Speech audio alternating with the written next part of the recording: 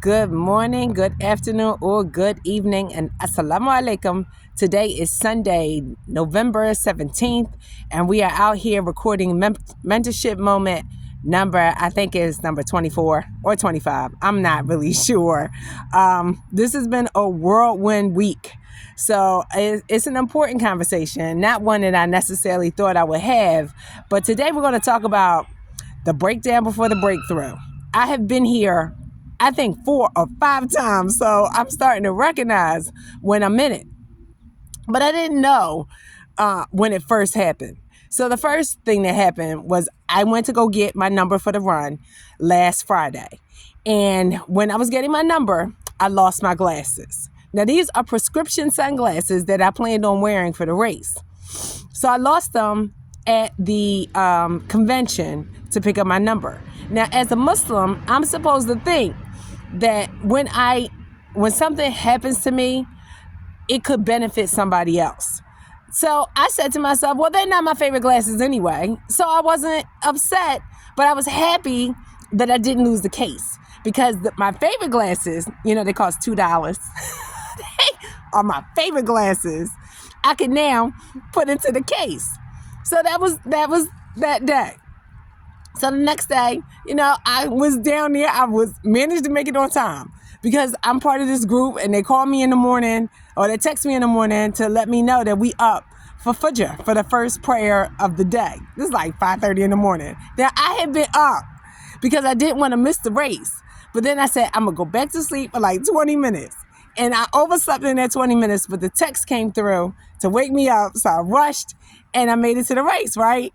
Not realizing that I had parked in a legal parking space. And I didn't think it was illegal because the space before it had the lines to let me know not to park there. So I didn't park where the lines were. I parked before that space with 3 other cars, and we all got towed. We all got towed. So I didn't know.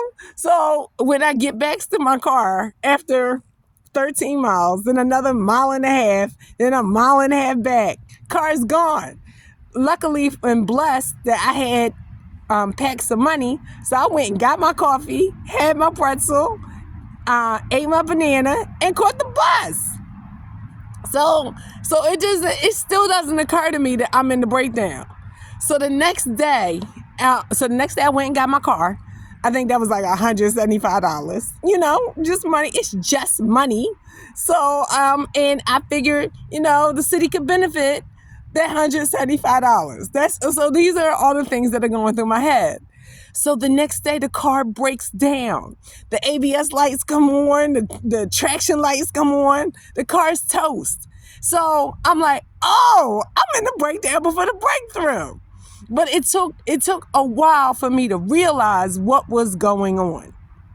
And that was just till Monday. I'm not even going to tell you what else happened after that because we're now on Sunday and I'm just getting my head back together to make the routine for next week. Because I need to realize that when I finish that race, I'd open the door. Now I have to make different decisions to go through the door. So just because the door is open, if I don't recognize it, I'll continue to make the same decisions. And making the same decisions means that you don't want to go anywhere because your life is a result of the decisions you make. So now I have to make different decisions.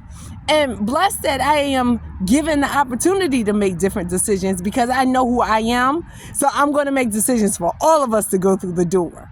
Because I believe that I can't do this by myself. That is my absolute belief. That's why I love Islam. It's a communal religion. So now that the door is open, how can we all go through the door? And that's the beauty of the moment. And that's why this video is important to me. Assalamu alaikum, and thank you for joining me. Bye-bye.